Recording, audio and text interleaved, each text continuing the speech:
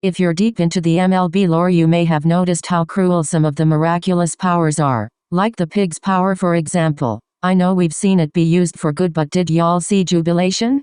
That sequence, as cringy as it seemed on my first watch, really proves that when used under the right circumstances with the right people, it can really mess with their heads. Hit them while they're in a difficult situation, immobilize them, put them in a high-ass state and make them watch their greatest desires play out in front of them. Then you crush their dreams just like that, and once they've snapped out of it, they almost fucking kill you for messing with them. Chat Noir's reaction here proves my point. The power of the pig miraculous is more brutal than we initially thought. I must admit I didn't think much of it at first either, but damn. Wanna hear an even more cruel miraculous power? The fucking peacock. Unlike the pig, it messes with you both mentally and physically. Physically when the senti fights you. Mentally when the senti dies and you've realized it's not that different from you after all. The most messed up miraculous in my book. I know y'all are going to bring up the cat miraculous, but it's not up to debate. Hear me out. Or maybe it is kinda debatable for the number one most fucked up miraculous spot? It's up there with the cat miraculous for sure. I talked about the cruel nature of the peacock miraculous in my Felix analysis, but I think this deserves a video all for itself because I think it's worth ranting about. So why is it so cruel? Let me describe it first. It's like the pig, the butterfly and the cat miraculous combined. It gives you the ability to create a visual manifestation of an emotion, like the pig miraculous, except it's a living being. It gives you the ability to destroy said living being, like the cat miraculous. And obviously the involvement of emotions and vulnerability like the butterfly miraculous. That's how I understand it. Now to sum up its power for you in the context of the show. Like in battle, you create a living being from your or someone else's emotions to help you or them fight, and then you kill it. But here's the catch. To help you, you can control its actions through the object with their amok. If you possess it, you can have it do whatever you want. Your personal slave, if you will. Also, you can only have one at a time per holder. So if you want to make another one, you have to kill the one you currently have, or in the show's words, destroy it. Same vibes as them saying Emily disappeared instead of died. Oh, but she's in a coma. Shut up, she's dead to me. Anyway, speaking of Emily, this miraculous has killed multiple people. Some of them deserved it so good. Everyone say thank you Duusu. How it broke in the first place we don't know. Probably from impact after Master Fu burned a whole nation down. Or maybe it crashed against some kind of mountain, or hard surface. You get it. But it gets extra brutality points for killing people that used it while it was broken. I wish Gabby used it while it was broken. Anyways, remember the episode Ladybug? I don't think you guys understand what this episode started. You can even create humans with this shit and kill them. You can kill them with something as simple as a snap of your fingers or by breaking the object with their amok. Just like any other type of senti. Sentibug's death affected me more than I thought it would. Bro, I'm not overreacting. She was literally human and sentient and fit right in with them. Like she functioned exactly like them. Debatable if you consider small details like certain organs. And I don't think she could detransform because this is how she was created, so I doubt she can take anything off. Human sentis are the most complex ones, and understandably so. It all depends on the creator/holder. So for Sentibug's creation, Nathali obviously didn't think her future through because she wasn't supposed to have a future. She was only part of her silly little plan to help Gabby even though she was dying. The one thing that is sad and disgusting is how their life is literally tied to an object. Or two. If these objects break, so do they. Their free will doesn't exist and they can't consent to anything they're ordered to do when you control them. In Season 5 we got a taste of how it feels like for a senti when they're given an order against their will. They physically can't protest or talk back because the thing that allows them to do that is blocked by magic.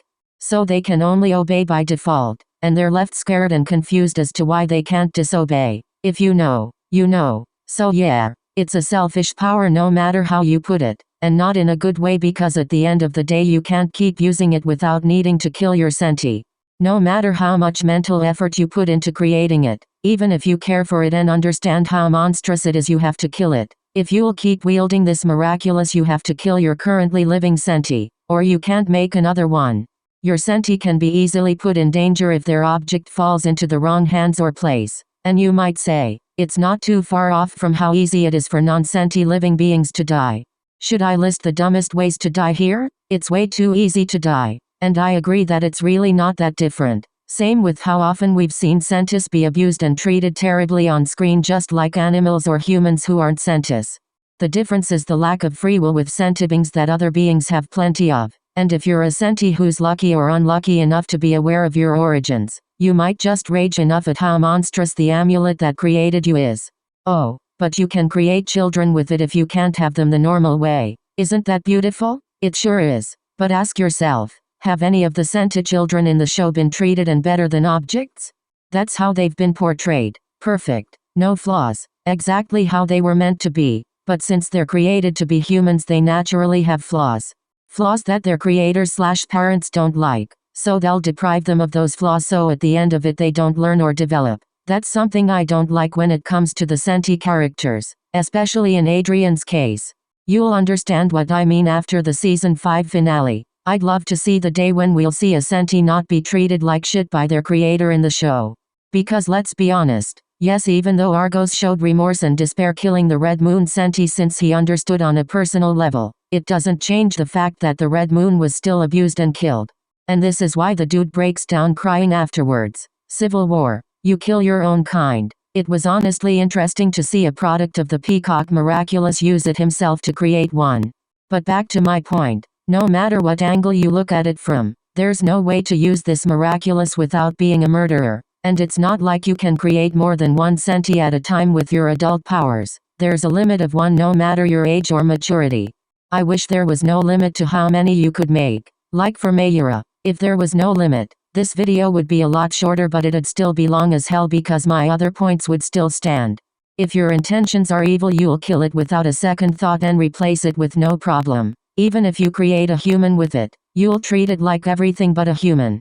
We've seen examples of that time and time again. If you create a living being, you have a responsibility for it. You need to be there for it, love it, help it grow and find itself. Depriving it of that basic right is monstrous. Oh, even a fucking lollipop? You're tripping. No, I'm only referring to the senti humans when I talk about basic rights because humans are the superior race.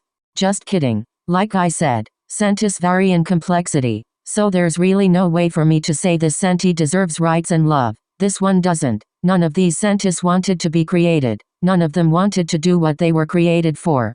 Even with the emotion used to create them giving them kind of a default personality. Like Adrian, who was made with love, or Felix, who was created with envy, or Red Moon, who was made with immense anger. They're controlled to act upon the wishes of whoever has their amok. This is why I can't take anyone who looks at this scene in Strike Back and says, what did he expect them to do? They were destroying everything seriously. It's not their fault. The destruction and chaos that ensued in the episodes with the Strike Back sentis and others was caused indirectly by Gabby himself.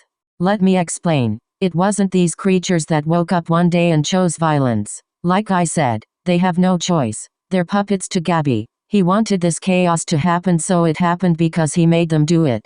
It's not like they could take a step back and say, damn, maybe I shouldn't destroy a bunch of buildings and kill hundreds if not thousands, to a place where they can't hurt anyone again. But they're not the ones hurting you. But of course she doesn't know that. Only he does. Back to my death argument. We all know that death is a part of life. It's where we all end up. You can't avoid it. It's chasing you every day at every moment. So of course creatures made with the peacock miraculous will die just like everything and everyone else. But in their case there's no blood unless you stab them. Yeah, it's that bloodless murder aspect that really makes the Sentibug episode stand out for me.